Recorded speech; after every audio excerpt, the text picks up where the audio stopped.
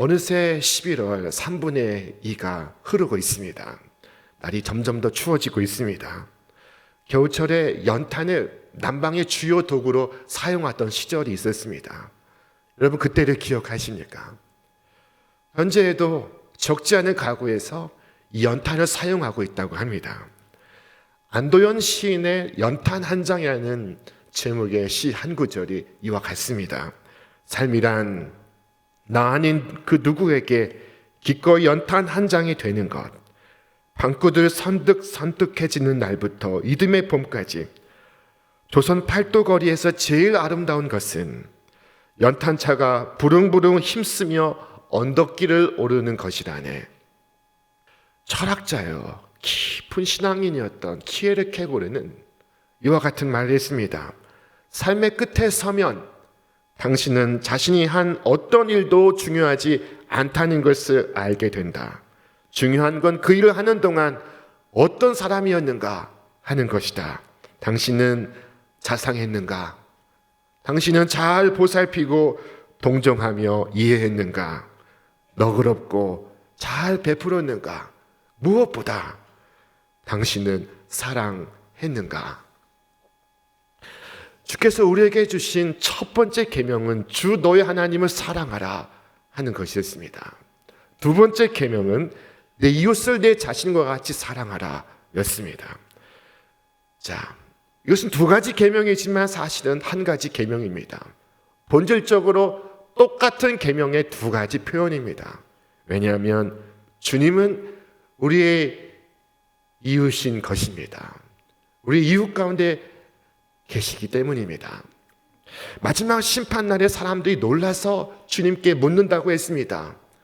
오 주님, 우리가 언제 주님 헐벗은 것을 보았으며 주께서 굶주린 것을 보았으며 주께서 오에 갇힌 것을 보았습니까? 우리는 그런 주님을 본 적이 없습니다. 우리가 보았더라면 가만히 있었겠습니까? 당장 손을 내밀어 도왔을 것입니다. 그러나 그때 주님께서 무엇이라고 말씀하셨습니까? 우리 말씀 같이 읽겠습니다. 내가 진실로 너희에게 이르노니 이 지극히 작은 자 하나에게 하지 아니한 것이 곧 내게 하지 아니한 것이니라.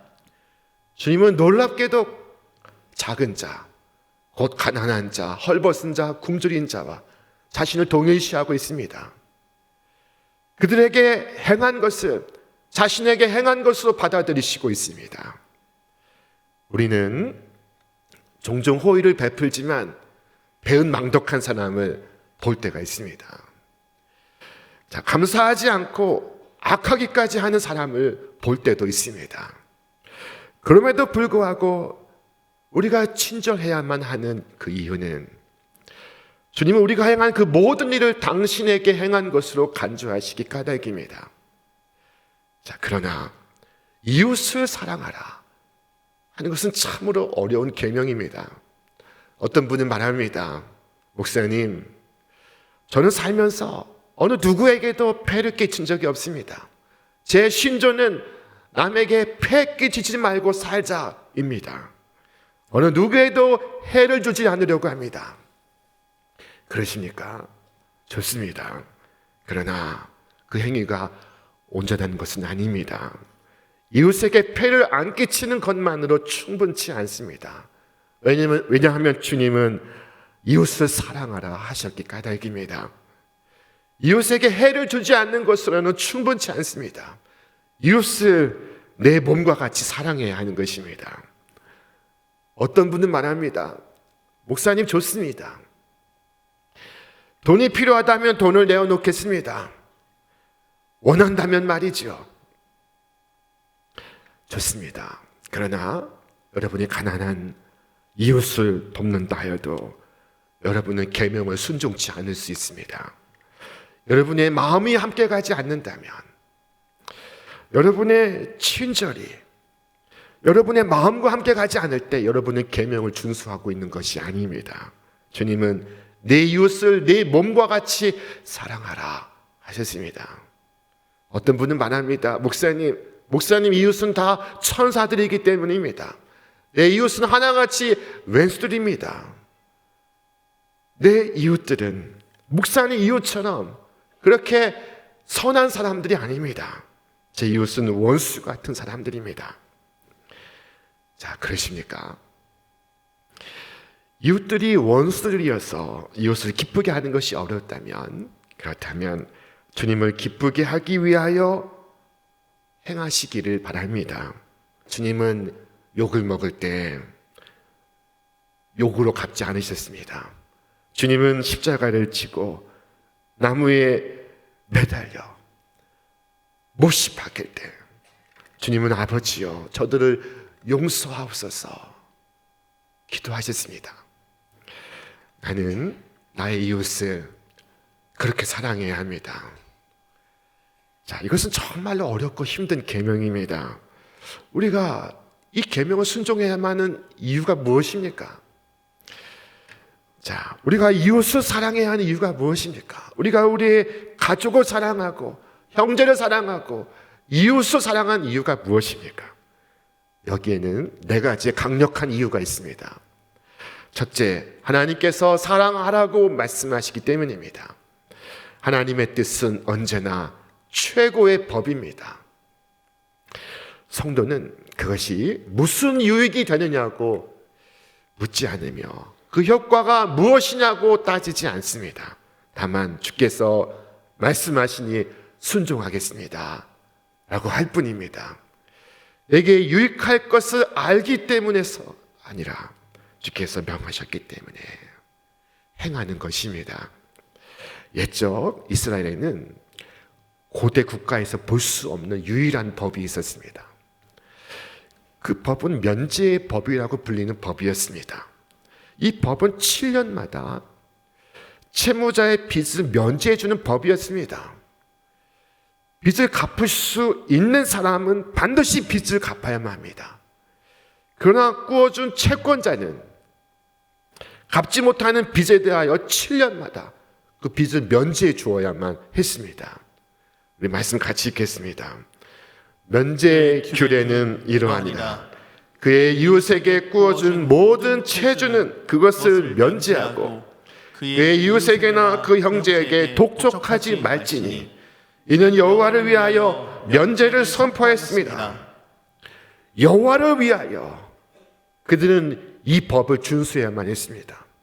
이것이 무슨 유익이 있느냐고 그들은 묻지 않았습니다. 그들은 여호와를 위하여 법을 준수해야만 했습니다. 우리가 이웃을 사랑하는 이유 두 번째, 그것은 바로 우리 자신을 위해서입니다. 남을 위해 살면 여러분 누구나 경험하는 것인데 그 자신이 행복해집니다. 나아가서 나의 그 행동은 내가 사는 이 세상을 더 낫게 만듭니다. 감옥이나 사형, 집행이 그 사회를 보다 더 낫게 만든 적이 없습니다. 원하면 얼마든지 교수형에 처하십시오. 그러나 그것으로 세상은 더 나아지지 않습니다. 자, 그러나 사랑은 우리가 사는 이 세상을 더 낫게 만듭니다. 우리가 나눈 친절이 더 큰 친절을 불러일으키고 우리가 나눈 사랑이 더 큰 사랑을 낳고 더욱 큰 소망을 불러일으킵니다. 우리가 사랑해야만 하는 이유 세 번째, 그것은 세상엔 내가 알지 못하는 가련한 이유들이 많기 때문입니다. 여러분, 세상엔 내가 다 깨닫지 못하는 고통들이 있습니다. 저 오래전 이야기입니다. 저 충남 공주의 파출소에서 근무하던 이훈규 경장이 있었습니다. 자, 이 사람은 그리 넉넉하지 않은 살림을 꾸리고 있었습니다. 20평 남짓한 작은 집에 장인 장모를 모시고 있었고 쌍둥이 두 아이들을 키우고 있었으며 최근에 한 아이를 낳았습니다. 7명이 복잡거리며 살고 있었습니다. 자, 어느 날 그의 파출소로 한 신고를 접수하게 되었습니다. 그것은 그 마을에 한 달에 3-4번씩 그 누가 밥과 반찬과 빵과 과일을 훔쳐간다는 것이었습니다. 이 파출소의 경장은 신고를 받고 그 마을을 찾아갔습니다. 주민들은 저 버려진 집에 사는 두 남매를 용의자로 지목했습니다. 자, 12월이 가까워오는 추운 날씨에 이 파초스의 경장은 이 아이들을 혼내주려고 마음을 먹고 찾아갔습니다. 그러나 그가 본 것은 참으로 참담하기 그지없었습니다. 그것은 아무것도 없는 집이었으며 불도 없고 냉기가 감도는 방 안에 홀로 차림으로 두 아이가 떨고 있었습니다. 찬물을 부어서 컵라면을 먹고 있는 이 아이들이 갑자기 찾아온 경찰을 보고 겁에 질렸습니다. 말문이 막힌 이 경장은 엄마 아빠 어디 가셨냐라고 물었지만 답을 들을 수가 없었습니다. 그는 그 집을 나와서 동네 주민에게 물었습니다. 엄마는 둘째 아이를 낳고 2년 후에 집을 나갔고 아버지는 떠돌이 생활을 하고 한 번도 집에 오지 않았다는 것입니다.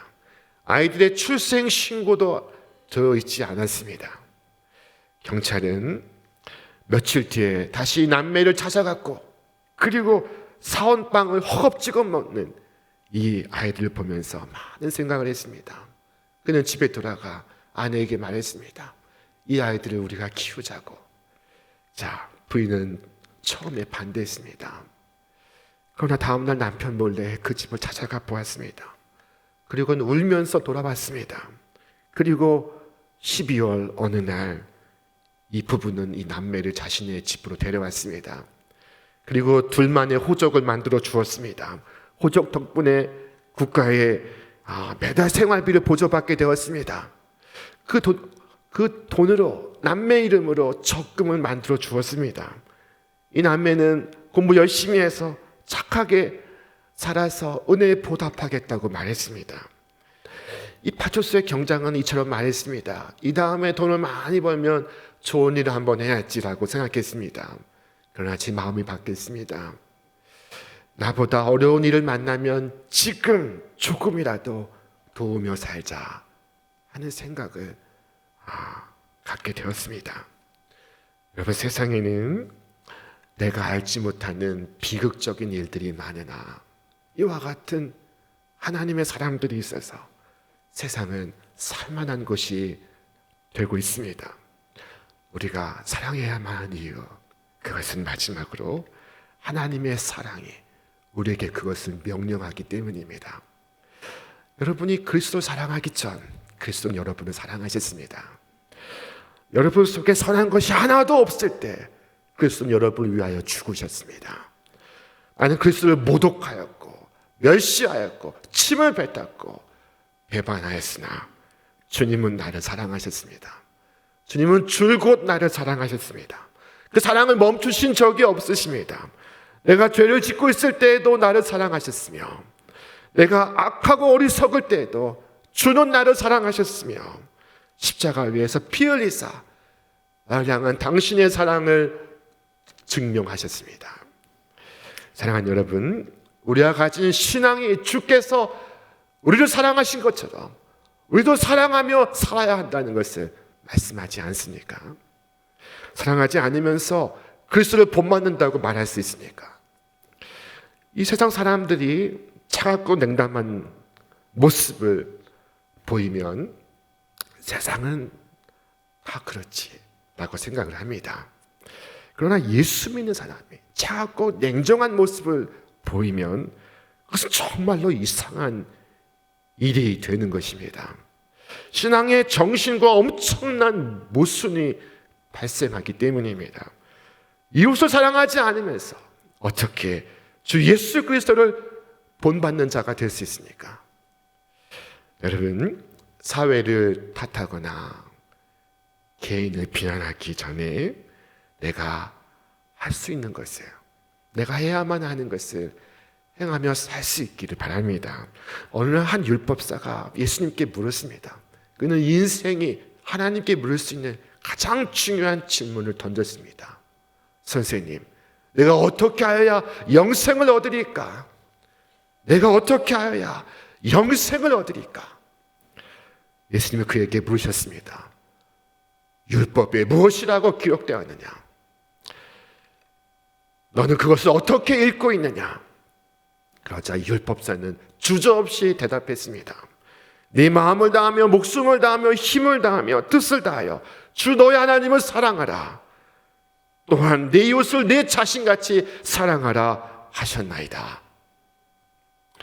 하나님을 사랑하고 이웃을 사랑하는 것, 그것은 완벽한 대답이었습니다. 주님은 그에게 말씀하십니다. 네 대답이 옳도다. 이를 행하라. 그러면 살리라. 이를 행하라. 그러면 살리라 하셨습니다. 그러나 그는 행동하지 않고 다시 질문합니다.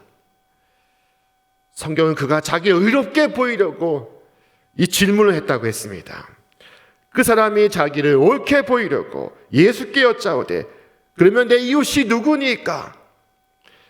그리고 그때 예수님께서 말씀해 주신 말씀이 이 선한 사마리아 사람의 이야기입니다. 여러분 이 말씀을 잘 알고 있습니다. 한 강도 만난 자가 있었습니다. 자, 그러나 이 사마리아 사람은 자신보다 앞서갔던 사람들과 달리 강도 만난 자에게 다가가 그 상처에 포도주를 붓고 올리브 기름을 붓고 그의 상처를 싸매어 줍니다. 그리고 정성껏 돌보고 그의 짐승에 태워서 여관으로 데려갔습니다. 그는 그 여관에서 하루를 묵으며 그를 돌보고 이튿날 아침에 여관 주인에게 돈을 주며 말하기를 이 사람을 돌보아 주시오. 비용이 더 들면 내가 돌아올 때 갚으리이다. 주께서 율법사에게 물으셨습니다. 누가 강도 만난 자의 이웃이냐? 예수님께서 한 사람이 강도를 당한 이 사건을 두고 사회가 오늘 어떻게 이처럼 불평했느냐? 백주 대낮에 왜 불안당이 활개를 치느냐? 이 위험한 길을 왜 혼자 다니느냐? 라고 묻지 않으시고 누가 강도 만난 사람의 이웃이 되었느냐? 라고 물으셨습니다. 자, 사실 주님 자신이 오늘 이 이야기 속에 선한 이웃입니다. 선한 사마리아 사람처럼 우리에게 선한 이웃이십니다. 사마리아 사람은 포도주와 기름을 부었으나 우리 주 예수는 당신의 피를 쏟으셨습니다. 사마리아 사람은 모든 관심과 정성을 기울였으나 우리 주님은 자기의 목숨을 주시고 있었습니다. 이 선한 사마리아 사람은 지갑을 열어서 지폐를 꺼내었으나 주님은 당신 자신을 희생하시고 있습니다. 사마리아 사람은 다시 오겠다고 말했습니다. 우리 주님도 다시 오시겠다고 말씀하셨습니다. 자, 주님은 사랑받을 만한 자격 없는 나를 사랑하셨습니다. 그리고 말씀하시기를 너희는 거저 받았으니 거저 주어라 하십니다. 율법사는 물었습니다. 내가 어떻게 하여야 영생을 얻으리까? 그러나 주님은 다시 그에게 물으셨습니다. 누가 강도 만난 자의 이웃이 되었느냐? 율법사가 자비를 베푼 자니이다 라고 대답하자 주께서 말씀하시기를 이와 같이 행하라. 그러면 살리라 하셨습니다. 자, 예수님은 가서 연구하고 가서 공부하고 가서 토론하라 말씀하지 않으셨습니다. 가서 이와 같이 행하라. 자, 누가 영생할 것입니까? 자비를 베푼 자입니다. 누가 이 땅에서와 저 영원한 나라에서 참된 보람을 누릴 수 있습니까? 자비를 베푼 자입니다. 누가 삶의 보람을 갖습니까? 삶의 기쁨을 맛볼 수 있습니까? 자비를 베푼 자입니다. 여러분도 가서 이와 같이 행하시기를 바랍니다. 주님은 우리가 세상의 빛이라고 하셨습니다. 그리고 말씀하시기를 이같이 너희 빛이 사람 앞에 비치게 하여 그들로 너희 착한 행실을 보고 하늘에 계신 너희 아버지께 영광을 돌리게 하라. 이 말씀을 다시 보시기 바랍니다. 빛이 무엇입니까? 빛이 착한 행실이었던 것입니다. 빛은 착한 행실을 통하여 이 땅에 비추어지고 있습니다. 여러분의 빛은 밝게 빛나고 있습니까? 여러분이 빛의 소명을 다하시고 있으십니까? 여러분의 빛을 경험한 자들이 위로와 소망을 얻고 있으십니까? 자, 언젠가 애굽에 흑암의 재앙이 임했습니다. 자, 깊은 밤보다 더 깊은 어둠이 그 땅에 임했습니다. 사람들은 서로를 볼 수가 없었습니다. 이 재앙은 태양신의 아들을 자초하는 바로에게 임한 하나님의 재앙이었습니다. 자, 그런데 우리는 성경에서 놀라운 말씀을 듣습니다. 자, 우리 말씀 같이 읽겠습니다. 그동안은 사람들이 서로 볼 수 없으며 자기 처소에서 일어나는 자가 없으되 온 이스라엘 자손들이 거주하는 곳에는 빛이 있었더라. 이 세상이 제 아무리 어둡다 하여도 하나님의 백성들 위로 빛이 비추고 있습니다. 주님께서 이 계절에 얼마나 놀라운 빛을 우리에게 가져오시고 있으십니까? 이 계절에 얼마나 큰 사랑을 내게로 가져오시고 있으십니까? 자, 주께서 말씀하셨습니다. 우리 같이 읽겠습니다. 일어나라, 빛을 발하라. 이는 내 빛이 이르렀고 여호와의 영광이 내 위에 임하였음이니라. 주님의 영광의 빛이 여러분에게 임하고 있습니다. 여러분, 그 빛을 받아서 이 어두운 세상 비추는 작은 빛이 되시기 바랍니다. 여러분의 가정을 비추시고, 여러분의 자녀의 삶을 비추시고, 직장 동료의 삶을 비추시고, 여러분이 걸어가는 거리와 시장의 거리를 비추시기 바랍니다. 빛이 밤이 어두울수록 밤하늘의 별빛은 더욱 영롱하게 빛납니다. 빛을 발하라. 이 거룩한 소명에 응답하며 사시는 우리 신촌교회 성도들 다 되시기를 주님의 이름으로 축원합니다.